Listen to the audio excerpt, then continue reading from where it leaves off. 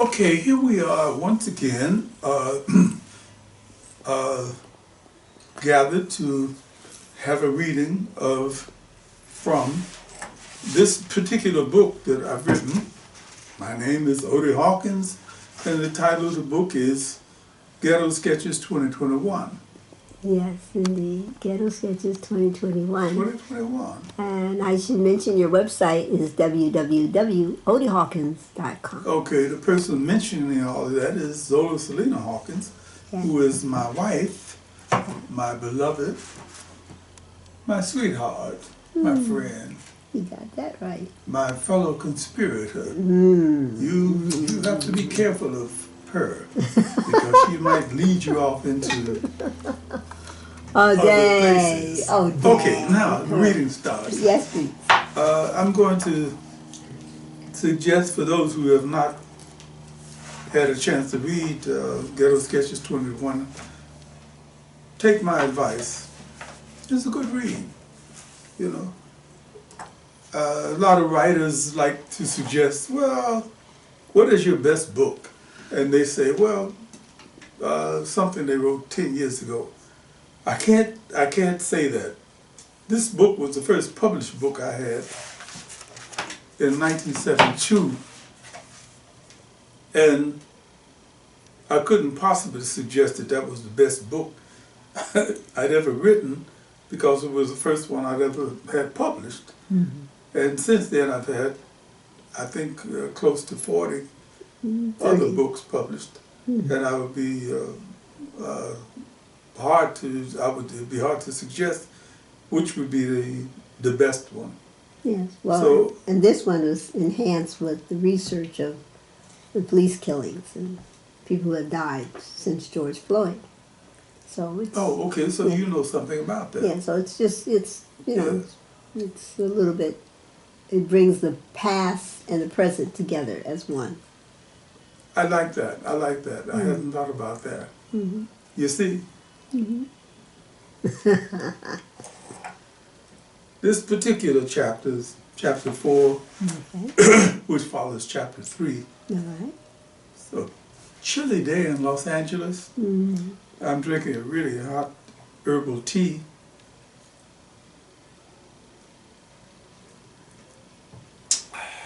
Which does good things to your bones. Mm. The title of the chapter is called Mother Wit.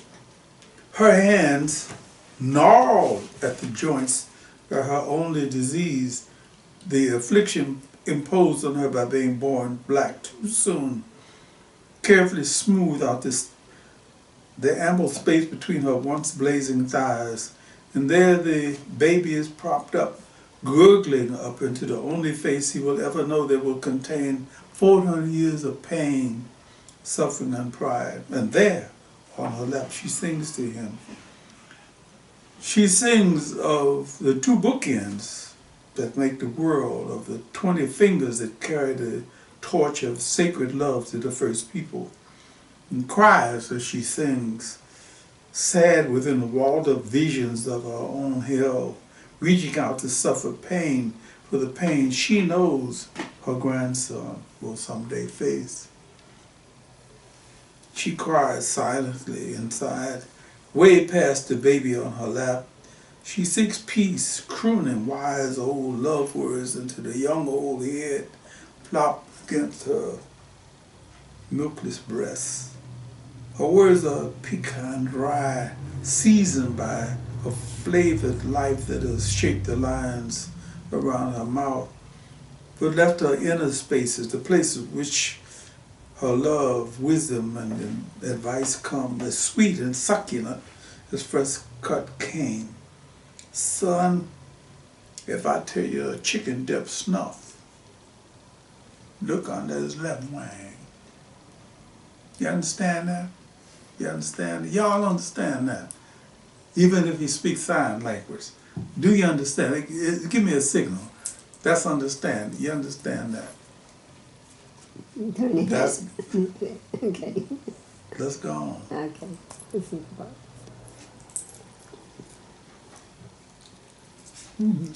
Monday morning, smoke gray, ghetto groove, Big Mama Oh, somebody was asking, why do you have this thing on your arm? I'm constantly writing, and since I've been fortunate enough over the period of many years not to suffer from carpals, I've used these wrist brace to prevent that from happening, and so far so good. For those of you who are writing with a ballpoint pen or paper like old 15th century scribes, the way I am, you might want to look into this. The carpal glove is a very simple arrangement. You slip it on,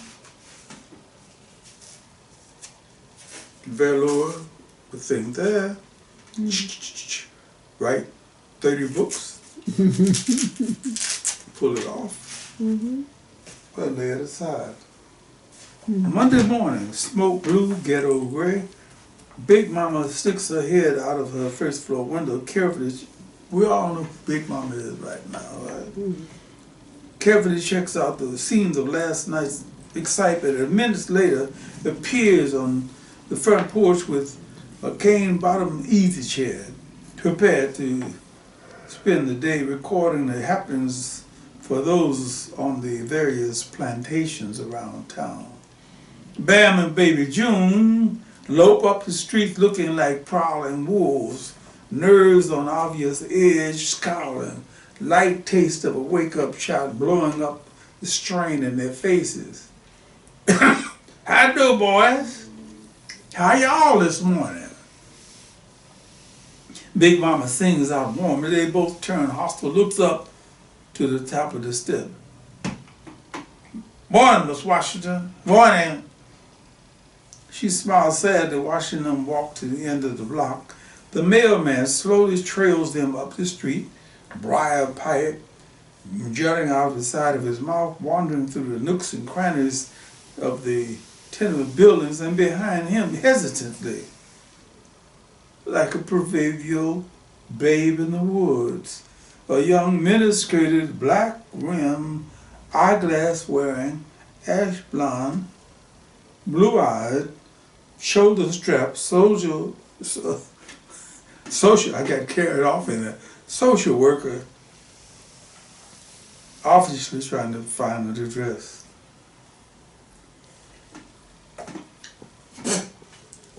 Who you looking for, honey? Big Mama calls out to her with a touch of humor in her voice. Cynthia Moore, nearsighted, looks around at the ground level for the source of the voice, discovers it's above her. Oh, hi there. I'm looking for Mr.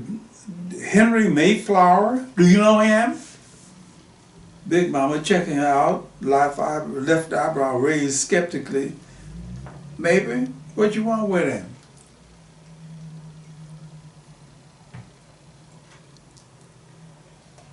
Miss Cynthia Moore, brushing wafts of hair from the corner of her eye.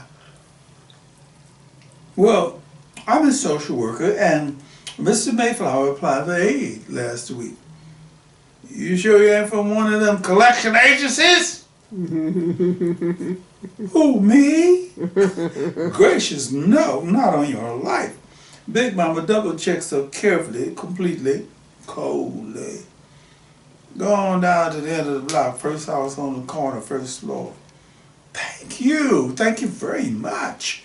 The social worker calls up Big Mama, and with coltish grace, the warm ghetto winds blowing past her bare white legs, trips down to the end of the block, knocks on Mr. Henry Mayflower's door. Mayflower stands behind 4 inches of golden burglar chain, peers through the open space cautiously. Yes? What can I do for you? How do you do? My name is Cynthia Moore, and I'm from the Department of Public Welfare. Are you Mr. Mayflower? Mayflower is still reserving opinions. Some folks call me that. You are Mr. Mayflower, are you not? Yes, honey, I am the Mr. Mayflower. And you applied for aid last Thursday at our office. Mayflower's reserve disappears completely as he begins opening his jaw. Oh, yes! Yes, indeed. It come right on up in here, honey. Don't stand out there. Come on in. Miss Moore, gently but firmly, led it in by pressure on her elbows, stands in the center of the front room, surreptitiously checking out Mayflower's garishly furnished apartment. I hate to go through a thing about names, but one must be careful. I spent an hour the other day interviewing the wrong lady. Mayflower, even though he's standing in place measuring, calculating, gives the impression of movement anyway. Yes, I know exactly what you mean, honey. One really can't be too careful. Ain't no telling just who one might be dealing with.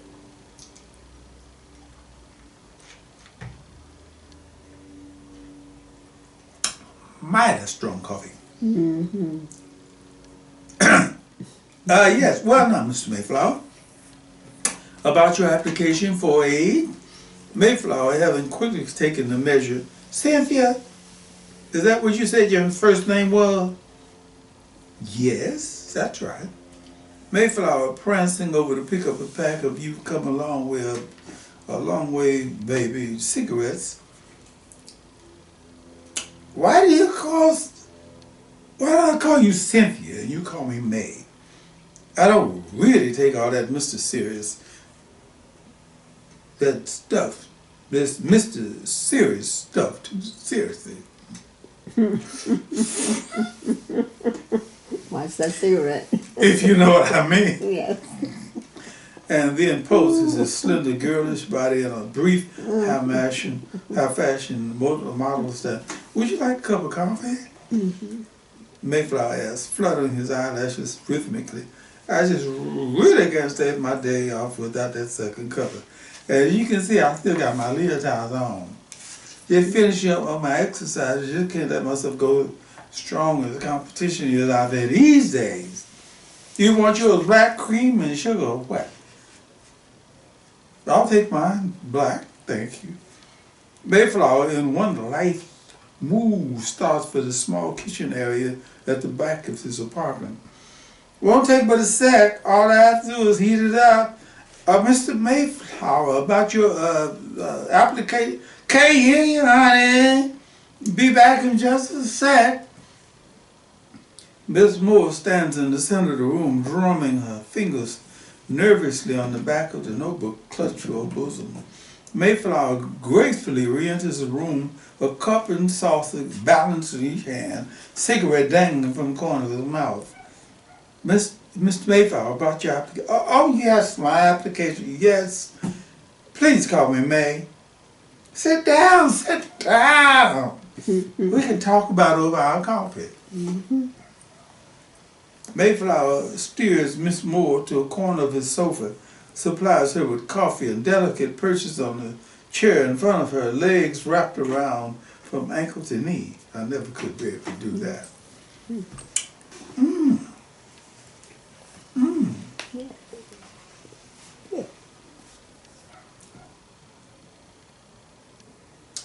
Thank you, that's really good coffee. I make good coffee. Mm-hmm.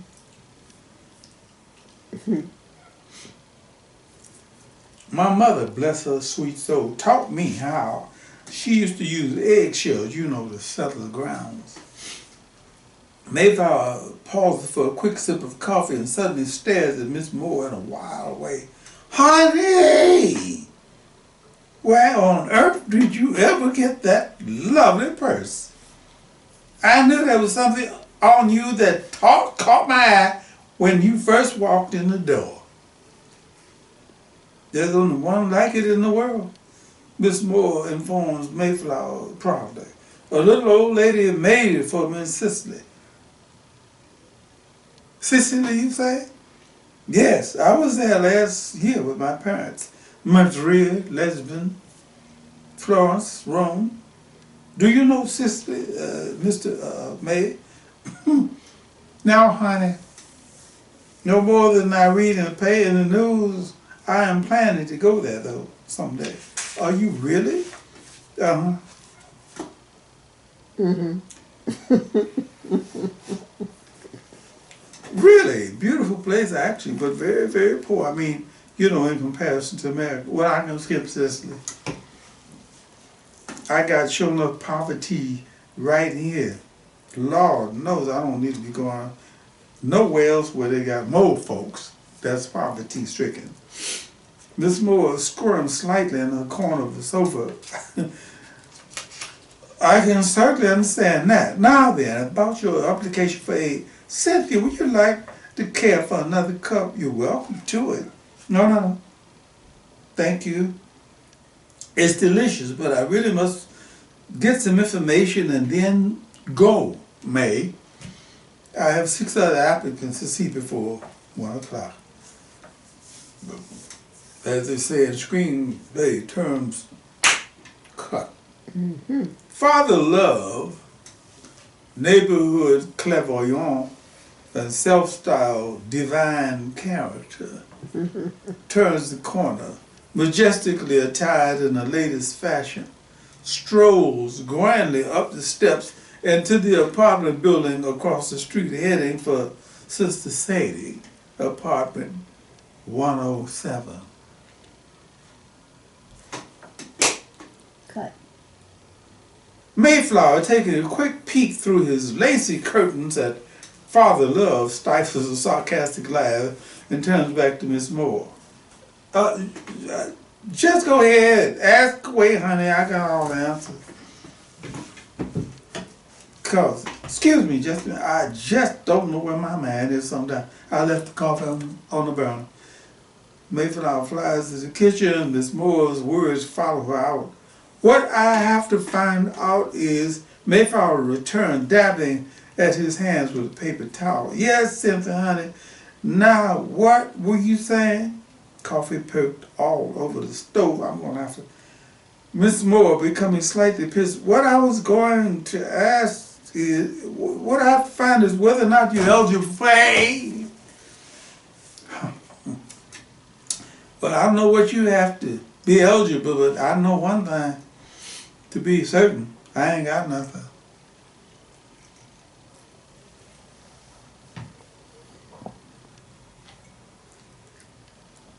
Yes, of course. Now then, you are single, unmarried, unemployed.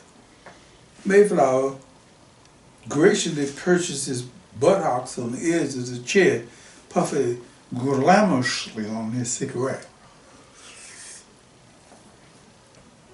I like your version better, but they can't see it. That's okay. That's right. I am unmarried, but not single. Leastways, not all the time, anyway. Mm-hmm. And I am unemployed. Here's what went down. Miss Moore scribbling frantically. Just a minute. Have you applied for compensation? Honey, I'm always applying for compensation. No, but seriously, I really can't apply because I wasn't covered while I was working. May I ask what your job was? Father Love. Cut. Okay. Yeah, go ahead. Readjusts his handkerchief in the breast pocket of his French-cut suit, flicks an imaginary speck of lint from his left sleeve. It knocks softly but authoritatively on Sister Sadie's door. A wheezy, pain-slugged voice calls out dryly, "Who is it?" Father Love, grasping both lapels with his manicured thumbs, answered, "It is I, Father Love." Baby. Well, cut the baby. He didn't say baby. No, you said that. The pain disappears from the voice within and is replaced by something else, anxiety. Father Love? Did you say Father Love? Yes, sister.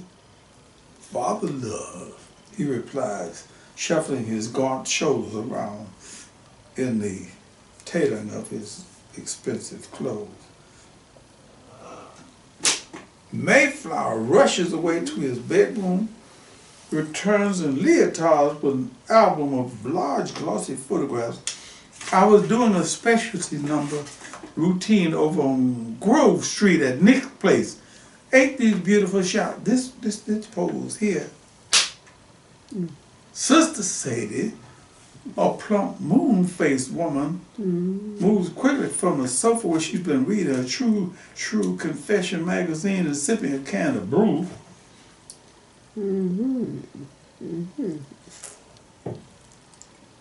With the brew in the refrigerator right quick, pushes the magazine onto the sofa, takes the burglar chain off, and as a last religious act, snatches a Bible from a nearby table, returning to her plump down sofa at the end of all of her activity, slightly out of breath.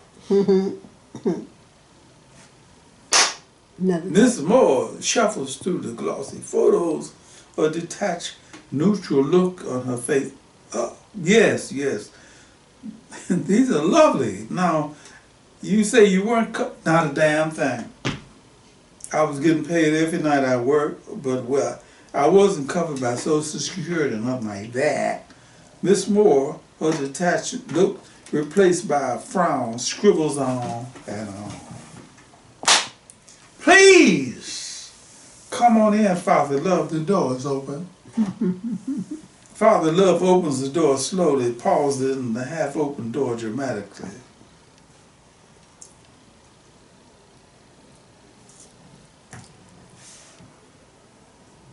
How are you, Sister Sadie?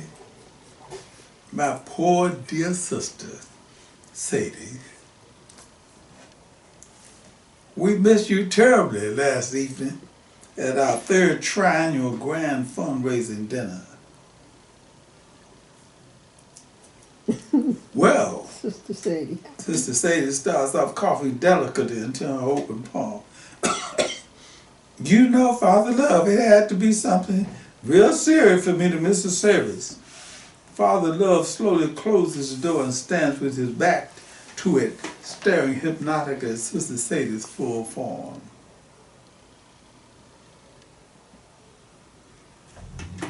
Now, May, could you please give me a figure, the approximate amount you were earning during the time of your employment at Nick's place?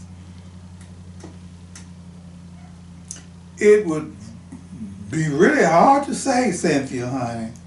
Really hard to say. That damn Harvey was snatching that money out of my hand as fast as Nick put it in. Harvey?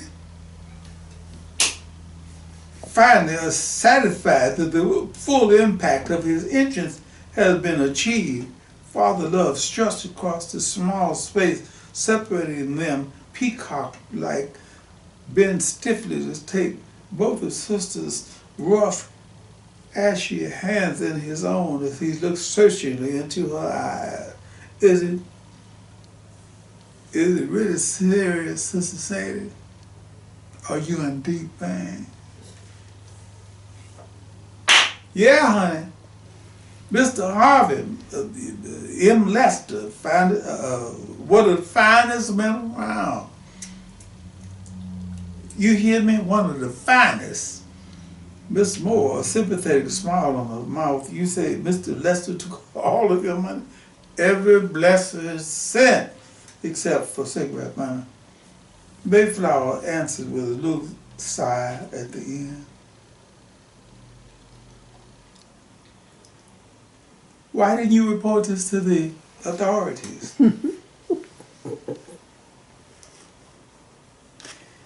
Mayflower runs her eyes up and down Miss Moore's body as though studying some alien form of being.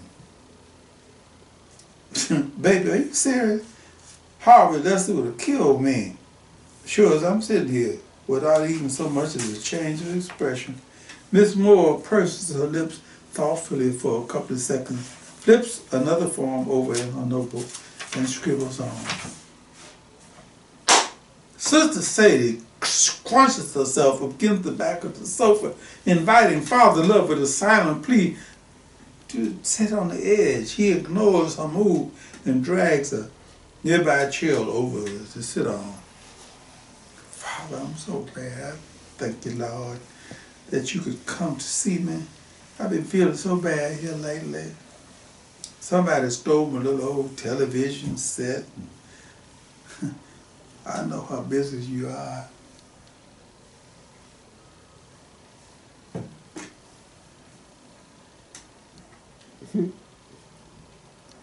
Father Love cuts in smoothly, obliquely, frowning his brow up a bit, the weirdness of it all.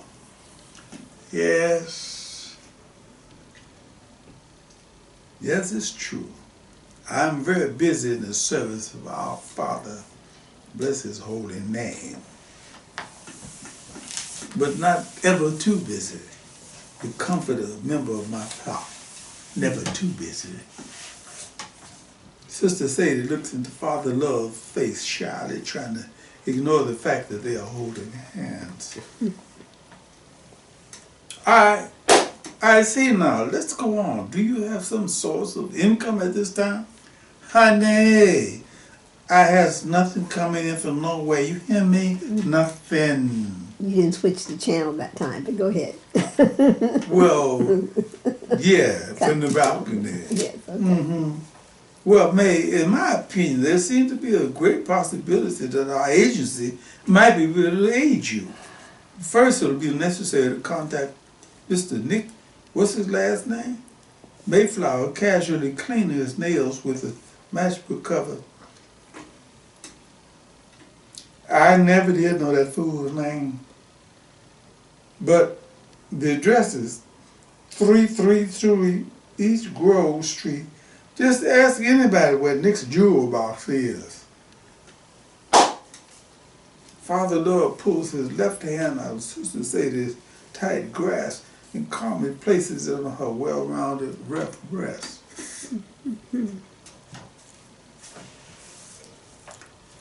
Now, Sister, Sister, I want you to say after me, word for word, as you feel the Almighty Spirit of our Father enter your heart and go through your body. I want you to say it, I feel, yes, my dear sweet Sister Sadie, feel the power. He massages her breast gently, erotically. Say it, sister, say it to me, I feel the power. I feel the power, the almighty power of our Father. He will make everything all right. He will make everything all right. Sister Sadie's eyes grow dreamy, on her lips tremble a bit as she attempts to say the words. Well, thank you so much for the coffee, May. I'll be talking with you on Friday or by Monday at the latest. Here's my card. Here's my card. You may call me if you have any questions. Meanwhile, there's special provisions to aid single males. A lot of people don't know about them, but they're there. Mayflower, from the corner of his mouth, softly, up that Harvey nose. Miss Moore gathers her belongings and reaches out to shake hands. Well, once again, it's been enjoyable. Coffee was delicious.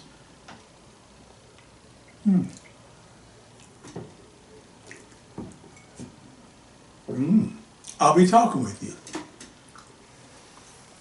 Mayflower ignores her outstretched hand and plants a brush kiss on each of her startled cheeks. All right, Cynthia, bye now. You take care. Sister Sadie sucks in action, air passionately chews slightly on her bottom lip. Oh, Father, oh, Father, Father love, I feel it. I feel the power of our Father. And everything's gonna be all right. Everything's gonna be all right. Everything's gonna be all right. A delicate smile plays about the corners of Father Love's mouth as he plays with Sister Sadie's hard nipples. Now, sister, I want you to join me in silent prayer to reaffirm His will be done. Sister Sadie bows her head, peeping from under her eyelids at the soft, gentle hand kneading her breast. Father Love looks vaguely bored, stared up at a crack in the wall above Sister's bowed head. As Miss Moore reaches the bottom step, waving at Mayflower, blowing kisses through his lace curtain, Bam and Baby June turn the corner, spot her, exchange addicted, understanding looks, race toward Miss Moore on quiet, junkie toes. Bam pushes her roughly to one side while Baby June rips the purse from her arm. Her glasses, notebook, and form sheets splash all over the sidewalk. Miss Moore hits, dazed for a minute on the sidewalk, then scrambles up to chase Bam and Baby June. Help! Help! Let me do that again. Help! Help! She calls out to no one in particular. Stop those men! They snatched my purse!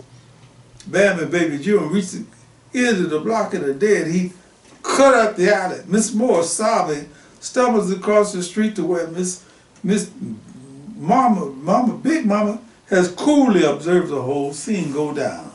Harry Matthews and Leo Terry smile cynically as they walk past Miss Moore, enter Mayflower's building, and go up to the second floor. Miss Moore jabs her finger angrily in the direction the purse snatchers took. They snatched my purse! They snatched my purse! Did you see it? With all of my credit cards and everything. Big Mama looks down at Miss Moore coldly, spits out a stream of snuff juice. Yeah, they've been doing that for quite a while now.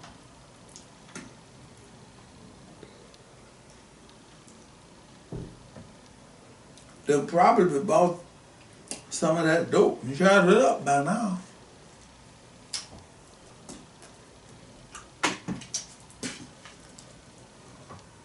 May I use your phone, please? Big Mama quick scans both ends of the street, ignoring Miss Moore's question. May I use your phone, please? I ain't got now. Oh my God, what am I going to do? Big Mama checks out her distracted behavior for a moment. I tell you, buy another purse. About the best thing I can tell you to do. You don't understand, my beautiful Sicilian purse. What on earth would my mother say? She told me when I took this job. She told me. Miss Moore staggers down the street, leaving the block as quickly as possible. Stockings torn, glasses cracked, hair messed up, muttering savagely to herself.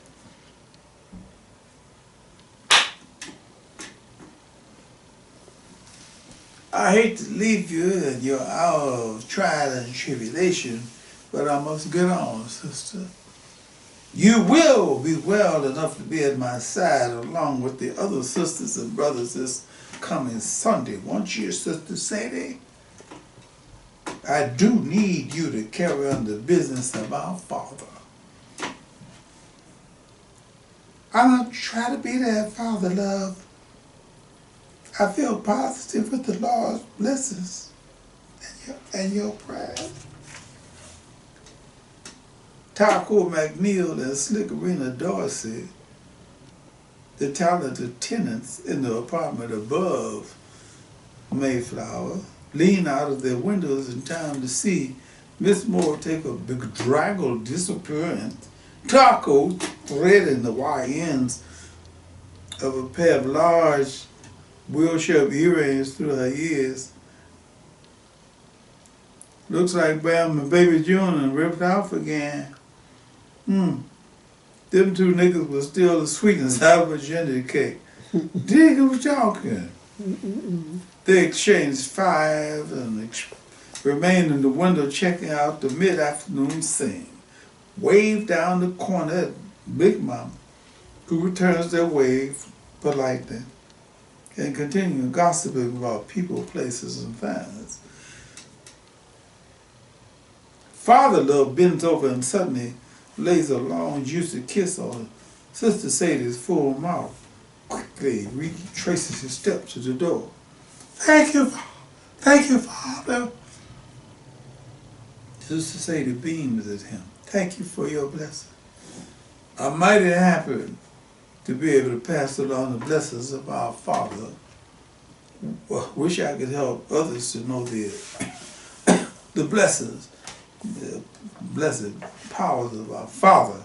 But my work is always limited because of, well, how can I put it to you, sister? You know how expensive everything is these days.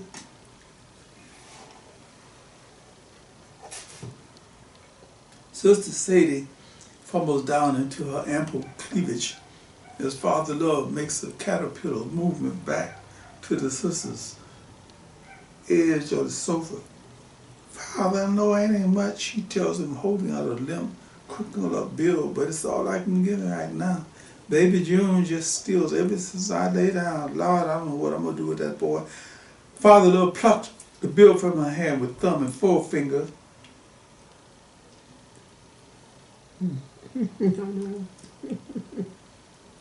We get to play sign jokes, right?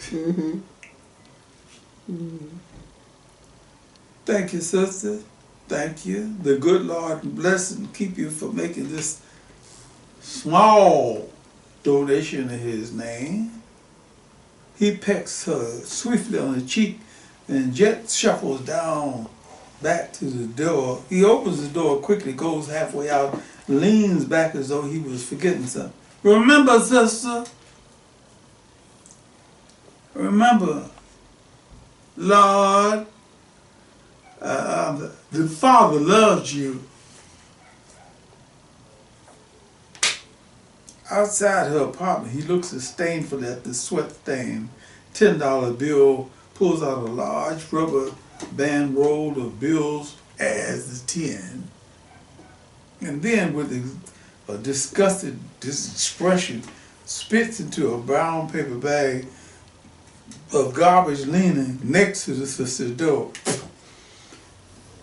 Then he walks quickly through the dim, burnt bean and urine-tinged hallway, peering anxiously back over his shoulder.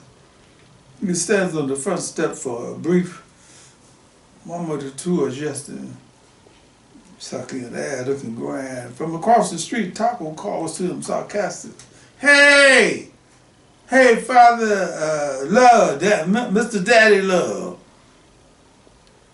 Father Love pretends not to hear, but finally, after Rina and Taco have shouted 6 or 7 versions of his assumed name and title, he looks at them disdainfully. What's the happenings, Father Lovely? How much you beat out of this time? Father Love sniffs his aquiline nose up at them and camel struts down the slab streets. Oh, so that's where you gonna act, huh? Gonna try to front us off, huh? Ain't that some shit? See that, Rina? That's the way it is with them niggas, jive-ass niggas when they get caught this. Well, you got your all hidden this time, baby. Father Love pauses the foot of the steps and mouths a silently but fully articulated, fuck you bitches, up to them. The gesture infuriates the 2 women, who turn from polite sarcasm to pure venom. I wouldn't let you, you little fat-ass cocksucker. I wouldn't let you suck it, but fuck it, but you can sure as hell suck it just as soon as I pull this bloody rag out. Father Love, looking angry and embarrassed, hurriedly walked to the corner, running a gauntlet of insult. You better move faster than that. The devil's on your tracks. Run, creeping nigga, run. What did you do? Suddenly remember you had a mama? You really think he did looking like that? Yeah, honey. Even 4 faded bags of turtles here like Father Love had to have a mama. Maybe his mama wasn't shit. Right on. Big Mama watches and listens to the whole thing with a small frown on her brow, obviously displeased to hear young women using such language.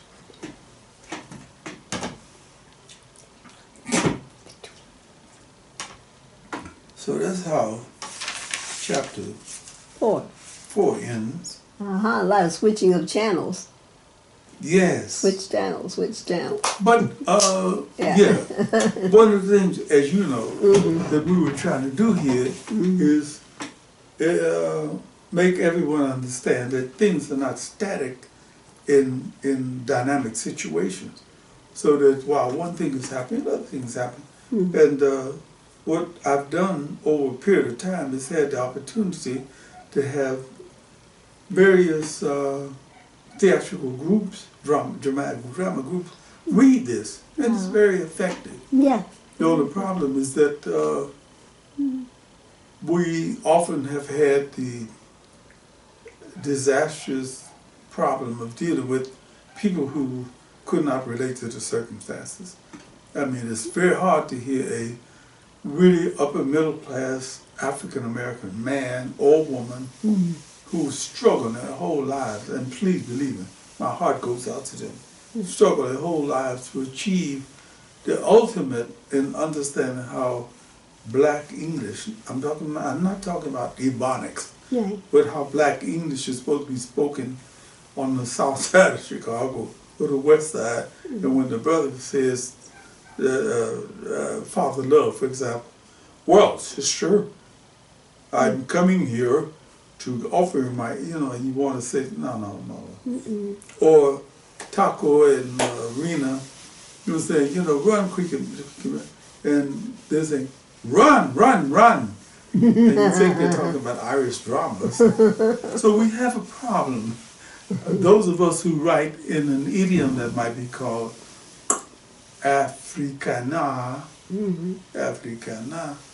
or Africanix, or Pan-African. It's like the brother from Jamaica was saying, oh, do you want some cooking choy? Cooking choy, what could that be? Cake and tea. Oh, so we have to get involved with the patois. Why it is that some people who study linguistics extensively want to make us understand that this is what happens when people speak English after they've come out of Persian, or they've come out of Farsi, or they've come out of Pushtu, or whatever. There's an understanding designed to open up the avenues for them. But when you start talking about people who've been here for 400 years, they want to say, we can't understand that, translate it into English. I don't want to do it. Well, come February, again? Okay, come February again, that, Richard Wright, Baldwin, Du Bois, all those who spoke, who wrote. Except for Du Bois, he didn't do it. He did that character, didn't he do a character that spoke? I think you think about Dunbar, Paul Laurence Dunbar. Oh, and that character. Going way back. Okay, and the character that was sort of like a Step and Fetch It. It might have been Step and Fetch It. No. He talked about not wearing his shoes because. Simple. Yeah, simple. Out of Langston Hughes. Oh, Langston Hughes. Yeah. Thank you. I'm sorry. Okay. Langston Hughes. But what's really interesting, they haven't discussed this enough to my satisfaction. Everybody suddenly jumped on Ebonics, and I really couldn't. You have to hear Dr. Ernie Love. He is. Okay, I couldn't really understand what they were talking about because my feeling about the language coming out of what some people might consider linguistically challenged communities is that we all understood each other, but it had nothing to do with grammar. you know, like where you at. Mm-hmm. Well, where you at might mean you got some dope, or you got some smoke, or you got some. That's what well, according to the Dr. Love, he said that, this is, that as you're pointing out, that the words mean other things than what you immediately mean them to mean. And so in that community, of the language community, they blocked them under Ebonics, but saying that it had better grammar or structure than Latin, okay, and that it had foundation that people were not studying to understand that it's not just the word is said, it's how the word is said, it's the facial dynamics, it's the situation what the word is. And so, Sister, you saying something so deep. You saying something so deep. I swear to God, I have never heard it said in more. Well, he was a Shango man, white suit, Harvard College, 1976. I think it was 1976. He came to Harvard College. Anyway, you know, this is something. This is serious. We're after the reading, and obviously we're gonna close it off in a minute or two. Yeah. But I would like to say that my wife, who is very perceptive and linguistically talented, coming from her background, which encompasses middle class Afro-English as well as other kinds of English.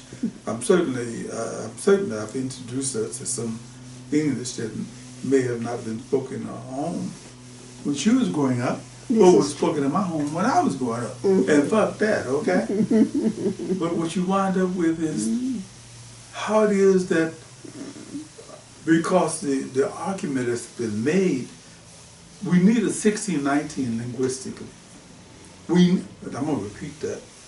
We need a 1619 linguistically, because they've done it in Jamaica so good. Jamaican patois, man, that's Barbadian, but in different areas of the United States, I'm reminded of a program that was happening when a white author, unfortunately, started talking to Maya Angelou about what had happened in Tennessee or South Carolina or wherever it was in the South. And he was going on, and she says, well, what area of the South was it? And he said, okay, it was the South. She said, no.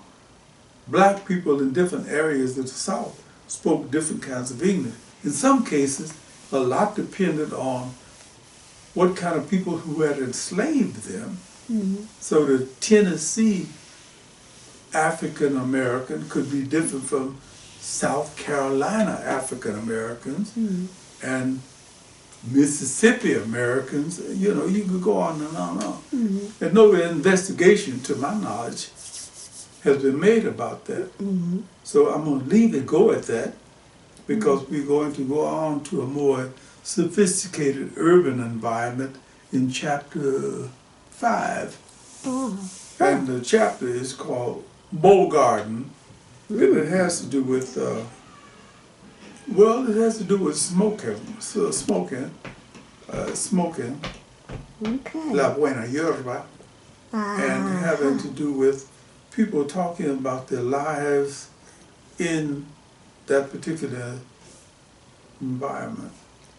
My goodness. Well, yeah, it's going on. But you know, I want to thank you for pushing out certain little things that some of us might not ever have thought about. Well, you know, it's funny that in the upper middle class community, you know, you do have things more compartmentalized, perhaps, than in the ghetto environment.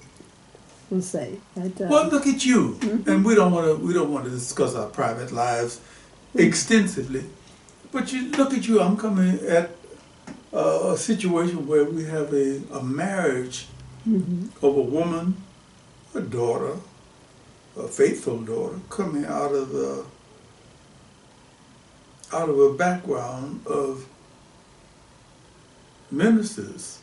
Southern Baptist. Baptist ministers. Baptist born, Baptist bred. Yeah, man who owned church, built the church, right? Mm-hmm. Calvary Baptist Church. Yeah, and all of that. Mm-hmm. And she's sitting up here talking just as easily and as nicely as she can to a man who came out of no religion, except, well, whatever suited their purpose.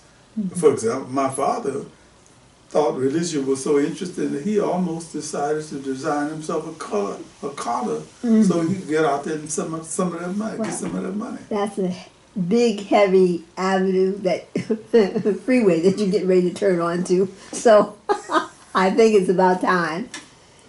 Itness. I gotta love you, baby. I gotta love you too. I hope I got.